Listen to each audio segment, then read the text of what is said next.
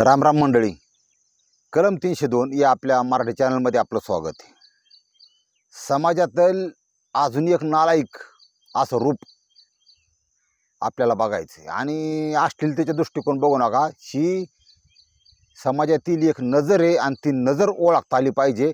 आणि एवढी नजर ओळखता आली ना, तुमचं कुटुंब सेफ, तुम्ही सेफ आणि हा जीवन प्रवास शेवटपर्यंत नदीच्या ह्या पलीकडून त्या पलीकडं 100% जाणार आहे. फक्त नालायक माणसं ओळखता आली पाहिजेत, एवढा विषय लक्षात घ्या.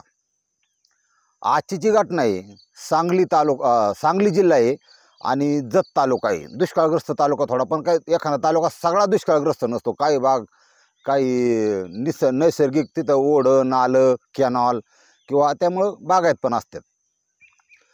त्या जत तालुक्यात कोसारी नावाचं गाव आहे आणि ह्या गावामध्ये गावातला एक नंबर माणूस राहत असतो. एक नंबर कशात? पैशाच्या बाबतीत. कारण प्रत्येक गावात बघा तुम्ही, एखाद्याला भली 100-150 एकर जमीन असती, 2-2, 3-3 ट्रॅक्टर दारात, तो बांगला आणि त्या गायान गुरण गड्यांचा राबता, म्हणजे असं जे ऐश्वर्य आहे किंवा जी लक्ष्मी त्याच्या घरी पाणी भरती, असा प्रकार गावात अजूनही बऱ्याच गावात आहे. आणि सगळ्याच गावात जवळजवळ 4-2 माणसं लय श्रीमंत राहतात. आणि ती त्यांच्यात असं त्यातली काही चांगले असतात, आध्यात्मिक असतात, पालखीचा खर्च करतात, अन्नदान करतात किंवा मिळून मिसळून राहतात. काही अशी अतिशय डांबीस असतात, राजकारणी असतात, आतल्या गाठीची असतात. अशा प्रकारे वस्तुस्थिती महाराष्ट्रात आहे. आता ह्या जे गाव आहे कोसारी, ह्या कोसारीमध्ये पण एक असा ते गबरगट्ट पुढारी असतो. तो पुढाऱ्याचं नाव आहे शंकरराव तोरवे. हा, बॅनरवर सतत दिसणारं व्यक्तिमत्व, गावापुरतं मर्यादित नाही. तर तो माणूस जत तालुका खरेदी विक्री संघाचा संचालक पण होता. वेगवेगळ्या लग्नाला जाणं, पुढाऱ्याचं एक दाखवायचं रूप वेगळं असतं. तुम्हाला सांगतो ती कसं असतं.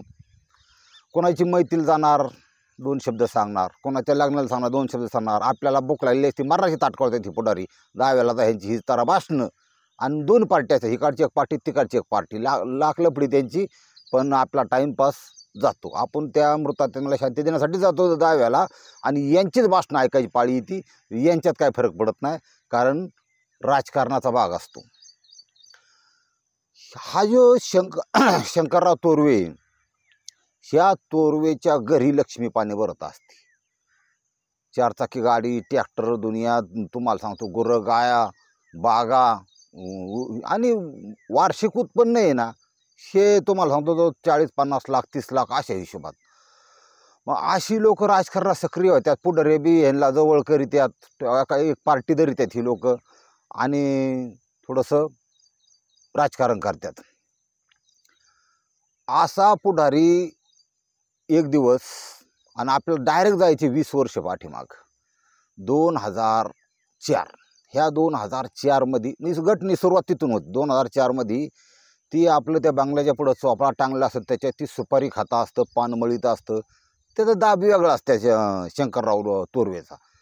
तिथं ते बसलेला असतो. न अशा वेळेस एक पत्र्याची पिटी रंगीत फुलाफुलाची, एक बाईच्या डोक्यावरती पिटी, एक नवरदेव गडी. ती बाई नवरदेव म्हणजे साधारण लग्न झाल्यानंतर माणसाचं महिनाभर जाणवतं की बा ही नवी नवरी असल्याचा. कार म्हणजे हिरवागार चोडा असतो. अजूनही पूर्णपणे निघून न गेलेली हळद तिच्या शरीरावर असते, चेहऱ्यावर असते, हातापायावर असते. आणि गडी बी साधारण चांगला दाढी कटिंग केलेला तो नवरा तिचा. असं एक जोडपं त्यांच्याकडे येतं. जोडपं आल्यानंतर हा विचारतो, काय कुठलं? म्हणला कारण टाकतो ना, काय नाव आहे? यल्लाप्पा नाव आहे. बरं म्हणलं, आडनाव काय आहे? म्हणला नरोटे. बरं असं दे. बाई तुझं नाव काय? नंदाबाई नरोटे. ही जोडपं तिथं येतं. ही जोडपं तिथं येतं की हा प्रथमदर्शी म्हणला, काय विषय, काय काय गावात आला आमच्या? नाही काय नाही म्हणला, मालक मला थोडं काम पाहिजे होतं, आमच्या घरी वाईट परिस्थिती आहे आणि इकडंच राहीन म्हणतो, काम करीन म्हणतो. काम आमचं तुम्ही आम्हाला काही द्या. बरं म्हणलं, तू कामाला येत जा, पण राहण्याची काय सोय तुझी? राहण्याचं बघा ना कुठंतरी म्हणला गावात. म्हणलं माझ्याकरतं काय नाही, आता तर प्रत्येक माणूस स्वभाव वेगळा असतो बघा. माझ्याकरतं काय राहिलं नाही, पण गावात मी तुला जी जागा आहे सरकारी, त्या जागेवर तुला देईन. आणि जागा सरकारची असू, वन विभागाची असू, कोणाची असू, खाजगी असू, ज्या जागेवर जर एखादा माणूस 14 वर्षापर्यंत जर राहिला तर ती जागा त्याची नावे होती हे कायदा ध्यानात ठेवा. त्यामुळे कोणाला किती वर्ष ठेवायचं तुमचा प्रश्न आहे. 14 वर्ष माणूस तिथं राहिला नाही पाहिजे किंवा 14 वर्ष राहण्याचा पुरावा त्याला मिळाला नाही पाहिजे. तो जर मिळाला जागा त्याचीच. आता विषय असा ह्याने गायरान होतं गावचं, त्याच्यात त्याला बांधून दिली. मला तिथं तुला मी देतो 4 पत्र उभं करून. बरोबर चालन म्हणलं. आणि माणसाकडं कसं आहे, आता त्यांच्याकडे 4-5 हजार रुपये होतं. त्या काळी 4,000 रुपये तोळा सोनं होतं. तुम्हाला सांगतो की थोडंफार पैसे जवळ होतं. बायकोला अर्धा तोळा डाग होता, म्हणजे डाग म्हणजे दागिना होता. पण तो जो माणूस याचक आहे, जो माणूस काहीतरी पाहिजे, तो त्याचं काय दाखवत आहे, तो फक्त म्हणजे होला हो करत असतो हे ध्यानात ठेवा. नवरा दिसायला त्या बाईचा, नंदाबाईचा हा नवरा थोडा असा शांत स्वभावाचा, गप्प अशा प्रकारचा होता. आईला हे गार दिसतंय का काय, बाई बघितली तर मग आता ही शंकरराव तोरवे मनातल्या मनात विचार केला. बाई म्हणजे अशी चवळीची शेंग आहे. मला 35-36 त्याचं वय होतं. आणि एवढी देखणी पोर ह्या माणसाच्या पदरात पडली. माझ्याकडं मला एवढी 10-20 कोटीची प्रॉपर्टी आहे. पण ही जी प्रॉपर्टी आहे, हे जे धन आहे, त्याला म्हणतात स्त्रीधन. आणि ते खरं आहे, ते स्त्रीधन हे त्या पुरुषाची धनच असते एक प्रकारचं. स्वतःची स्त्री म्हणजे आपापल्या स्त्रीधनावर. तुमच्याकडं समजा 20 लाख रुपये कॅश आहेत किंवा तुमच्याकडे 12 तोळे सोनं आहे. कोणाची नजर राहणार त्याच्यावर? चोरा चिलटाची, बावखीची, चुलत भावांची, चुलतची किंवा मित्रांची, की आईला याच्याकडे एवढा पैसा. धन हे धन. तसंच एखाद्याकडे सुंदर स्त्री आहे पण धन नाही, तरी तो श्रीमंत आहे का? तर श्रीमंत माणसाला वाटत होतं की स्त्रीधन हे जे धन आहे, एवढं ऐश्वर्य संपन्न हे त्याच्यापाशी आज, असा विषय. आणि त्याच्या स्त्रीधनावर त्या नंदाबाईवर याची वाईट विचार त्याच्या मनात आलं की ही बाई जर बघाय मिळाली आपल्याला तर दुधातच साखर पडणार आपली. आणि कसं असतं, माणसांनी एकदा ठरवलं ना की नीचपणा करायचा, तो करतोच ध्यानात ठेवा. तो काय मागच हटत नाही, तो करतो. आणि त्याचं जे प्रायचित्त आहे तो पण तो बघतो, असा विषय असतो. वाईट नजर म्हणली की संपला विषय म्हणायचा त्याचा. मग त्यांनी ते नंदाबाई, मग ते तिचा नवरा म्हणला मालकाच्या पाया पड. भाषा मराठी येत होती पण ती कन्नड मिक्स मराठी होती. नंदाबाई पुढं सरली, त्यांनी पदर वर घेतला. तिथं ते चंद्रासारखं देखणं रूप बघून शिवगडी खालून वरून असा गडबडला. तो हर म्हणला जबरदस्त. गोरीपान बाई, नाकशार डोळं. आणि तिने पाया पडले की यांनी दोन्ही हाताने तिच्या दंडाला धरलं. थोडासा स्पर्श झाला. नको बाई, असून दे. काय सांगायचं तुम्हाला, आता लई लोक बेकार निघाली. त्यांनी म्हणला बस, हे काही करून हे पाखरू आपल्या गळाला लागलं पाहिजे. ती आकडा घासून, पार कोंबडा घासून पुसून हत्यार तयारच गडी एकदम. मानला सुट्टीच नाही गाडी. आता काय होते इकडं, याला जरा चोंबाळून घेतो. आणि जी माणसं राजकारणात आहेत, जे माणसं लई चॅप्टर राहतात, तुम्हाला सांगतो, कोणाचं मतदान कसं फोडायचं, त्यांचं मतदान कुठलं, आपलं मतदान कुठलं मतदान काठावे, जे पैशाने फिटू शकतं, परफेक्ट नॉलेज असतं यांना, तुम्हाला सांगतो. आणि लय बारी खेळ करतात. आणि पैशाची ताकद वरच्या नेत्याची असते त्यांच्या. त्यांनी त्याला गुराळाचं पत्र होतं काढलेलं. त्यांनी मला जाऊ द्या, गाड्यांना आदेश दिला, ठोका पत्र, गायरांची जागा. आता त्याला कोण अडवं लागणार आहे. गायरान जमिनीत पत्र ठोकलं, पत्र उभं केलं. त्या ठिकाणी त्यांचा प्रपंच चालू केला. हा जाताना बुलेटवर जायचा, ठोका सोडीत एकदम तिच्या दारापुढं उभा राहायचा. दादासाहेब शंकरराव थोरवे. तिला म्हणायचा, नंदाबाई हे केलं का, चूल घातली का, काय अडचण आहे का? असं जे काम नवऱ्याने करायला पाहिजे तो हा शंकरराव करायचा.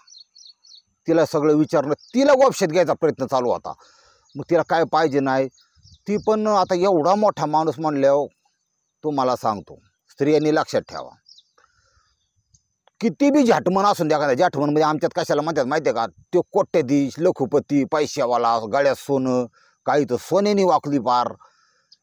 ही माणसाच्या मनात जर पाप असन तर त्या बाईच्या नजरेत त्याची किंमत ही तुटक्या चप्पलपेक्षा कमी नाही, एवढं डोक्यात ठेवा. माझा आहे का, काही कोण कोणाला आणून देत नाही, कोण कोणाला देत नाही, घेत नाही. स्त्रीने स्वतःचं स्त्रीधन, स्वतःचं शरीर, ह्याच्यासाठी लाळ गाळणाऱ्या ह्या कुत्र्यांच्यापासून स्त्रियांनी लांब राहा, तुम्हाला सांगतो. हा, बळच बोलायला प्रयत्न करणे, बळच नजर ठेवणे, न्याळणे, इथून त्यांची सुरुवात असते. त्यांनी सावध राहायचं. आपली त्या माता माऊल्यांना हात जोडून विनंती आहे. चांगल्या महिलांचा सुद्धा वाटोळ केलं ह्या लोकांनी, तुम्हाला सांगतो. राजकीय पुढारी, त्यांचे कार्यकर्ते, त्यांचे सतरंजे उचलणारे यांना जवळ करायचं नाही. सगळेच वाईट नाही अशातला भाग नाही, पण बऱ्यापैकी त्याचं प्रमाण वाढतंय अशा लोकांचं. तिला काय नाही पाहिजे ते आणून द्यायला सुरुवात केली. आणि म्हणला सकाळ आता ती त्याचं झालं चालू. त्याला थोडं काम दिलं. म्हणलं तर असं काय नाही, माझं तू बांधिले, तू बाहेर बी काम करू शकतो. त्याला फ्री खुलं. त्या दिवशी पगार आहे, गुरुवारचा बाजार असतो, त्या दिवशी त्या बाईला त्या नवऱ्याच्या कामाचे पैसे नवऱ्याला देणं. मग त्याने बरोबर ताडलं होतं की हा थंड आहे थोडा, हा काय जास्त वळव करणार. ती नवरा थोडा गरीब स्वभाव होता, म्हणजे कोणाला काय शिवीसुद्धा देणार नाही. एखाद्याने जर शिवाय दिले, एखाद्या हाणले तरी गपचिप निघून जाणार, अशा स्वभावाचा होता. पण बाई हुशार होती, बाई चॅप्टर होती. म्हणला बाई कार्यक्रम करीन सगळा, आणि बाईच्या हातात बरंच. तू मला सांगतो, तिथं संध्याकाळी 8 वाजले, अंधार पडला की यांची ह्या पुढाऱ्यांची काळी कृत्य चालू होत्यात. मग हा शंकरराव बुलेट चालू करायचा, त्याच्या दारापुढं जायचा. बुलेट लांबी, बुलेटपासून घर लांबी, तोवरच बुलेट बंद करायचा का लोकाला कळलं नाही म्हणून. आणि त्या उताराने गाडी जाऊन 100-200 मीटरवर जाऊन तिच्या घरापाशी थांबायची. थांबलं की त्या बाहेर खाट टाकली, त्या खाटावर बसायचा. तो आला, त्याचा नवरा ते काय त्याच्या बरोबरीने बसत नव्हते, बिचारा खाली बसायचा. आणि बायको येऊन ती नंदाबाई उंबऱ्यात बसायची. त्या मंद हवेमध्ये एकमेकाची नजर. त्या नंदाबाई ही फार रिस्पेक्ट द्यायची आहे शंकररावला, पण लफडं काय झालं नव्हतं. रिस्पेक्ट द्यायची की एवढा मोठा माणूस आपल्याकडे, तो मदत करतो आमको तमको. मग नवरा बायकोच्या ज्या प्रपंचाच्या गोष्टी असतात, की बाबा भविष्यात काय केलं पाहिजे, काय त्याच्यात आराखडे असतात की कसं केलं पाहिजे, 4 पैसे कसे कमावले पाहिजे, कसे मागं टाकले पाहिजे, घर नाही राहायला, लेकरं बाळ होत्या उद्या त्यांचं काय, हे जे विचार विनिमय हा करायचा आहे तिच्याबरोबर. आता पुढचं काय, आता उद्या तुला लेकरं बाळ होईन, पुढचं काय तुझं घर असं आहे, मी एक आयडिया करतो, घेतो ग्रामपंचायतमधून घरकुल बसून, तुला काळजी करू नको तू. हा. आणि मग त्याला एक दिवस म्हणला, नांदाबाई तू माझी काळजी घेतली ना, तर तुला सांगतो, तुला सोन्यानी तर मडवीन, पण तुझा संसार सुद्धा सोन्यासारखा करून टाके. आता हे वाक्य त्या बाईच्या मनात इतकं बिंबलं. आणि हे बघा, लहान मुलगं देवाची रूपं असतात, त्यांना कळतं कोण काय बोलते. कळत नाही लहान मुलाला काय. पण जी माणसं वयस्कर आहेत, लग्नाले मोठे, कोणाच्या म्हणण्याचा काय अर्थ आहे हे लेडीजला सांगायची गरज नाही. कोण कशा स्वरूपाने बोलतोय हे तिला सांगायची गरज नाही. ते त्याच्या पद्धतीने बरोबर होता, आकडा टाकायचा प्रयत्न चालू होता. पण ह्या बाईला अक्कल पाहिजे. ह्या बाईनी त्या माणसावर, त्या बागायतदारावर इतकी फिदा झाली होती की तिने होला हो करायला सुरुवात केली. त्याच्यात महत्त्वाचं म्हणजे आपलं नांदत असताना कामाला जाणे नाही, नवऱ्याच्या कामावर घरी बसून राहणे, सावलीला बसून राहणे. बाईला सुखाशी असन, ती जर कष्ट करणारी नसन, कष्ट करणाऱ्या बाईचं मानकूट काळं पडतं, हातपाय काळं पडतात का, ती कष्ट करते. काहींचे नवरे प्याताळे आहेत, ती कष्ट करून मुलांना जागावते. ही स्त्रीची लय वेगवेगळी रूपं आहेत, तुम्हाला सांगतो. पण काही बाई कशी की बाबा माझा देह याचाच वापर करायचा, हा आपली फोकाट इकायची, इकत इकायची, त्याच्याकडून काहीतरी मोबदला घ्यायचा, सोनं घ्यायचं, नाणं घ्यायचं, पैसा घ्यायचा, घर घ्यायचं. त्या शंकररावनी त्या बाईला जे सिग्नल दिला, आणि तिथं का ग्रीन आला की तिला सांगतात, लाव की जरा नवरा 1-2 दिवस बाहेर जरा, घेऊन दे की आम्हाला आनंद. हे तळमळलाच होता तेवढा. तिने लगेच म्हणला कागदपत्र काढायच्यात, आधार कार्ड ते आमकाम कागदपत्र राहिल्यात, ते पहिल्या रेशनिंगचा ही दाखला पाहिजे शाळेचा, दुनियादारी. दिला नवरा तिकडं 2-3 दिवस काढून, म्हणले काढल्याशिवाय येऊ नका. झालं नाही, एकटीच घरात. वाईट अवस्था. तू मला सांगतो, अनैतिक संबंधाला लोकांना फक्त कारण लागतो. नवीन नवरी हा 36चा, ती नवरी 16-17 वर्षाची. आता ते काय याच्यात काय ते 18-20 करत बसत नाहीत लोक, कमी वयात लग्न करून टाकतात. ती मुलगी याच्या ताबड्यात सापडली शंकररावच्या. यांनी तुम्हाला सांगतो चुरगाळू घेतली रातभर, फार पुरा कार्यक्रम करून टाकला तिचा. आणि सगळ्यात महत्त्वाचं म्हणजे अशा प्रकारे अनैतिक संबंधाला फक्त ही सुरुवात झाली. सुरुवात होते का एकदा पहिल्यापासून तर सुरुवात होते. सुरुवात झाल्यावर त्या माणसाने, त्या शंकररावने तिला काय काय दिलं तुम्हाला सांगतो. तिला घरकुल तर बांधून दिलं, संडास बाथरूम बीसीच्या ह्याच्यामध्ये बसावलं, थोडंफार सोनं केलं. ज्याच्याकडे तुम्हाला सांगतो पोतभर भरलेलं नाही, त्यातून जर कब्बर काढलं तर त्यांना फरक पडत नाही, असा हिशोब असतो. ती पैसे दे, दुनिया दे, पण नावाखट कार्यक्रम. त्याच्यानंतर 2 मुलं बी झाली तिला. पहिल्याच नाव आहे संदीप नरोटे आणि धाकटा मुलगा आहे संतोष नरोटे. आता ती समाजात बरीच लोक म्हणतात की तो संदीप आहे हा बऱ्याच अंशी त्या ह्याच्यासारखा दिसायचा शंकरराव सारखा. हा म्हणजे असतं तसं प्रकार आमच्या गावात सुद्धा आहेत तसे प्रकार. प्रत्येक गाव त्यानं तुम्हाला की एखादा जो नालायक पुढारी आहे ना त्या पुढाऱ्यांनी बाई जर वागणुकीला बांगारा असन तर त्याच्यापासून जी उत्पत्ती होती ती नवऱ्याचं एक दिसतं त्या पुढाऱ्यासारखं, दुसरं दिसतं, तिसरं वेगळ्याच पुढाऱ्यासारखं दिसलं असलं प्रकार सुद्धा समाजात आहेत ही तुम्हाला माहीत नसतं. हां आता विषय असा आहे की ही 2 मुलं झाली, मुलं शाळेत जायला आली, काळ जात होता. तो शंकरराव जसा तिकडं आपली स्वतःची बायको म्हणून म्हणजे तिला सांभाळली त्यांनी. घरी जर लक्ष्मीला घरच्या बायकोला जर साडी आणायची म्हणून तर हा 2 साड्या घ्यायचा, एक केलं एक तिला. घरच्या लक्ष्मीला काय आता वट सावित्रीचा सण आहे, आता काय कपडे चोपडे करायचे, तिला घ्यायचा ह्याला घ्यायचा. मध्ये आधी बॉय 4-2 ग्राम पट्टे बिट्टे आमकं तमकं बायकोसारखी सांभाळली. काल उलटत गेला, काळ उजाडला 2024 चालू घडी 20 वर्ष अनैतिक संबंध. नवरा तुम्ही म्हणताना का नाही केलं, नवऱ्याला त्या नंतरच्या पिरियडमध्ये सगळा विषय कळलं, पण त्याच्या डोक्यात तितके बेपान होतं की यांना जर विरोध करावा तर बायको एक तर सामील आहे, मला एक तर मारत्यान तरी नाही तर माझा काटा काढत्यान तरी किंवा काही करत्यान ही वेळ लावत्यान. ही एवढा मोठा माणूस आहे कुठं ती माणूसच बेखाड होता जरा किंवा तुम्हाला सांगतो घाबरट होता. त्यापेक्षा 2 घास मिळतात ना काय आता बायकोची त्यांनी कॉम्प्रोमाइज करून घेतलं. कॉम्प्रोमाइज करणारे सुद्धा बरेच असतात. तुम्ही कधी जर पुण्यातली जी बुधवार पेठ तिथं वेश्या व्यवसाय चालतो त्या ठिकाणी जर कोणाच्या तोंडून ऐकला की जे गेलं तर कोण गेलेलं सांगत नाही, पण त्या ठिकाणी अशी परिस्थिती असती की मुलगा असतो, बाई असते घरात त्या रूममध्ये, तिचा नवरा पण असतो.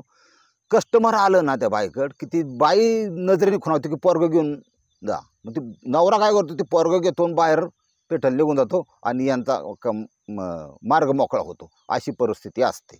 आता विषय असा आहे 20 वर्ष झाल्यानंतर ह्याला ती पोरं झाली मोठी, पोरांना बी कळायला लागलं. संतोष नरोटे वय वर्ष 20 आणि संदीप नरोटे वय वर्ष 18. आता थंबनेलमध्ये येतो 18 वर्षाचा पोरगा आहे. तुम्हाला माहिती इकडून बाजारला वर लाल चॉकलेटी गुलाबी केली ती केस बघा तुम्ही. ही पोरं कशी आहेत माहिती आहे का, शिक्षण नाही, शिक्षण म्हणजे 10वी 11वी 10वीत किंवा 12वीत नापास होत्यात. कोणाच्या गाडीबरोबर टेम्पोवर जा, ड्रायव्हरकीचा नाद, कुठं गुटखा खा कुठं का, ही अशीच झाली का तर लक्ष नाही. आता ह्या पोरांना पण ह्या पोरांच्याकडे एक गोष्ट होती, आरेला का रे राग यांचा स्वाभिमान. ह्या दोघा भावाचा विचार होता की आईला आपल्या आईला ह्यांनी आता ती पोरांचं एवढं कळायला पाहिजे की आपल्या आईची पण चूक आहे तेवढ्यात. ह्या शंकररावचा संबंध आहेत आणि का नको संबंध आहेत. आणि मला एक दिवस बिअर प्याताने पार्टीतच पोरं म्हणली होती की तुझी आई आहे का नीट आणि असं तसं. मला माझ्या मनाला लय लागलं. हे म्हणले आपलं पुढं लग्न कसं व्हायचं, दोघा भावाचा विचार बरं का हो, आपलं लग्न कसं व्हायचं, आपलं काय कसं व्हायचं काय नाही, हे संबंध संपले पाहिजेत. मग त्यांनी दोघांनी म्हणून एक दिवस आईच हाणली मारण्याची, हा स्वतःची आई, की आमचं लग्न पुढं सगळं हे होणार आहे, ही बंद करतो. 20 वर्ष चटवलेली बाई त्याला काय बा, तिला आईला हाणल्याच्या पुढं तिचा जो नवरा म्हणजे पोरांचे बाप्यानं त्याला लय आनंद झाला. म्हणला मला 20 वर्ष जमलं नाही ते बादराव तुम्ही करून टाकावलं. हा शेवटी रक्त शंकररावच काय आहे ती बरं आहे. आता ही अशी समाजात सुद्धा अशी बरीच लोक आहेत की बाई जर बांगार असेल ना तर स्वतःच्या नवऱ्याची सुद्धा मुलं नसतात, ते दुसऱ्याचीच असतात. मग हे जे 20 वर्ष चाललं होतं, 20 वर्ष चाललं तर त्या दोघांनी विचार केला की काय होऊ दे ह्यांच्या पाळत ठेवायला जरा बंद कर. 4-8 दिवस 10 दिवस गॅप पाडला, पण ती तुम्हाला माहिती आहे ना 20 वर्षासंबंधी काय की तुटू शकत नाही. हिने बोलावला परत, त्यांचा खेळ परत झाला, दुसरीकडे बोलावली होती. म्हणला नेल ती आईला काहीतरी कारणाच्या निमित्ताने आणि जतला नेली न तिकडं काहीतरी झालं असं भाव म्हणला हे बघ माणूस एकदा जन्माला येतून एकदाच मरतो. हा सांगतोय कोण, संदीप नरोटे सांगतोय संतोष नरोटेला. संदीप नरोटे एकदाच जन्माला येतो आणि एकदाच मरतो. काय होईन एकदाच होईन, पण हा कार्यक्रम आपण परफेक्ट करून टाकू. आपण त्या शंकररावला संपवायचा. एकाने 3.5 फूट गज घेतला आणि दुसऱ्यानी धारदार चाकू हातात घेतला आणि शंकरराव गावात तिथंच ऑफिसला सोसायटीच्या बाहेर ग्रामपंचायतच्या बाहेर येतोच बुलेटवरून त्यावेळी सावधान आणि बरं चौकात ठोकायचं, बरं गावात ठोकायचं असा त्यांनी मन विचार केला आणि बसले गावात लपून 2 जण घेऊन. आता ते शंकरराव नेहमीप्रमाणे आला की लोकांना 4 लोकांना बस याच्या गेला सकाळच्या टायमात गावकरी गावात असतात 10-11 आपापल्या उद्योगाला ते रानात निघून जातात. तो शंकरराव आला त्याच्या पाठीमागं त्याचा पुतण्या पण होता. अरे म्हणले हा धोका आहे, हा मध्ये पाडणार. म्हणलं पुतण्याला थोडा पुतण्या शिरला औषधाच्या दुकानात औषधं घ्यायला आपली शेतीवरची आणि शंकरराव आला कार्यालयाकडे चालत. अशा तडाख्यात ही गेली एक गज घेऊन गेला. आधी संदीपनी 2-3 टोलं लावलं त्याला. त्याचा गज 2 टोल्यातच त्या शंकररावनी पकडला. त्याने ओळखलं ही कशासाठी मारतात काय, ज्याची त्याला सगळं माहीत असतं मारतात. त्यांनी शिवे द्यायला लागला मोठमोठ्याने, बाळकाव तुला संपवतो तर असं तसं, माधुरच्या माझ्या आयुष्यात वाटलं केलं, आमच्या आयुष्यात वाटलं केलं, माझ्या आईवर वाईट नजर टाकतो, असं तसं बोलायला शिवाय गेला. सोडून लोक बघायचं काम करतात. हां ते बसे लोक तोंडावर राम करत असले ना लांबून, चांगला वगनाट्य चांगलं चाललंय, लाईव्ह चाललंय, घ्या आनंद घ्या, आपले डोळे गार करून घ्या, असं लोक म्हणतात. त्याने महाराज थोडं धाकटा भाऊ लगेच धावला. आयला म्हणलं ह्याने पकडले म्हणले आता आपला डाव फसतोय काय. धारदार सुरा काढला. ती बारकं ती रंगीत केस केलेलं तिले खतरनाक, ती संतोष नरोटे. त्यांनी गेला असा डायरेक्ट जी बाजू हृदयाची आपल्या डाव्या बाजूला हृदय असतं त्या हृदयातच तुम्हाला सांगतो पाठमागून ती खोसला मध्ये 2 वार केले. त्या ठिकाणीच खरं रक्ताच्या चिळखंड उडाल्या, ते खाली पडलं, मर्डर झाला. तोपर्यंत पुतण्या पळत आला तिथून. त्यांनी दोघाला बाजू त्यांनी असं हवेतल्या हवेत वार केलं, दोघं बी तिथून पळून गेले. तिथून लोकांच्या खिशात मोबाईल होते. ते पळून गेल्याच्या नंतर आता ही जी घटना आहे ही ग्रामीण रुग्णालय जत या ठिकाणी ती पेशंट पाठकून आता एवढा मोठा पडर ही केल्या म्हणल्या हल्ला, पण त्यांनी त्या गाडीतच आता हृदय सहन नाही करू शकत काय, गाडीतच ते ब्लडिंगनी ते गार पडलं होतं. शासकीय रुग्णालय जत येथे नेल्यानंतर डॉक्टरांनी चेकिंग केली, म्हणले ही केस गेलेली आहे, जाऊन द्या भाऊ. आणि हे मर्डर आहे. पोलिसांना बातमी कळली. आता जतचे उपनिरीक्षक सुनील साळुंके यांच्या पथकाने या केसचा इतका व्यवस्थित तपास केला आणि उल्लेखनीय कामगिरी केली. त्यांचे मानावं तेवढे आभार थोडे. हे जे सुनील साळुंके आहेत यांनी केस हँडल केली व्यवस्थित. कोण मारेकरी आहे काय आणि पोलिसांना तुम्हाला खरं सांगतो सगळं कळतं. हां पोलिसांना सगळं माहीत असतं, पण ते काय करतात जसा कायदा आहे ना तशी कायद्यानुसार अंमलबजावणी करतात कर्तव्यावर असल्यावर. त्यांनी ते रीतसर PM ला पाठवलं. त्याच्यानंतर बॉडी नंतर ती दोघांचा तपास चालू केला. मोबाईल जवळ होते लगेच सापडले, त्यांचा विषय नाही. त्यांना अटक केली. जजसमोर हजर केली असता कोर्टासमोर. 7 दिवसांची पोलीस कोठडी त्यांना मिळाली. हां आता हे राजकीय लोक आता पुढे त्यांना सजा होईल नाही होईल, पण ध्यानात ठेवा जगी जीवनाचे सार घ्यावे जाणूनी सत्वर, जैसे ज्याचे कर्म तैसे फळ देतो रे ईश्वरे. हा मुलगा दिसायला त्याच्यासारखाच होता ज्याला मारला ना, म्हणजे असं थोडं की स्वतःच्या मुलाने बापाला मारला. फक्त संबंध अनैतिक होता आणि अनैतिक संबंध ह्याचा शेवट भले 20 वर्षांनी का व्हायना पण वाईटच होतो. हे एवढं तरी याच्यातून घ्या तुम्हाला सांगतो. आणि जोपर्यंत हे राजकारणाचा विषय निघाला ना, राजकीय गोष्टीवर एक गोष्ट तुम्हाला सांगतो राजकारण कसं असतं. मला शेवटी जाऊन ह्या ऑल भारतातल्या एवढी राज्य आहेत आणि हजारो तालुके आहेत. अख्ख्या भारतात एकमेव एक तालुका असा आहे बारामती, ज्या ठिकाणी एकाच तालुक्यात 3 खासदार 2 आमदार आत्ता कार्यरत आहेत. हां 3 खासदार कसे, शरद पवार हे आजीवन खासदार आहेत, म्हणजे ह्याचे लोकसभेचे का राज्यसभेचे ते बघा तुम्ही. आणि सुप्रिया सुळेनं आत्ता अजितदादांच्या पत्नीला पण खासदारकी मिळाली. हे झाले 3 खासदार. रोहित पवार तिथलचे आणि अजित पवार पण आमदार आहेत आणि उपमुख्यमंत्री पण त्यांच्याच तालुक्यात आहेत. हे देशातला एकमेव तालुका आहे. तात्पर्य काय घ्यायचं, वाटी कुणाची असो, हां वाटी कुणाची असो, पळी कुणाची असो वाटणारी, पण जे खाली जे ताट आहे साईडचं हे पवार याचं आडनावाचं आहे. ही सगळी पदं पवार या आडनावाकरी आहेत, पवार या घराणेकर आहे. रामकृष्ण हरी.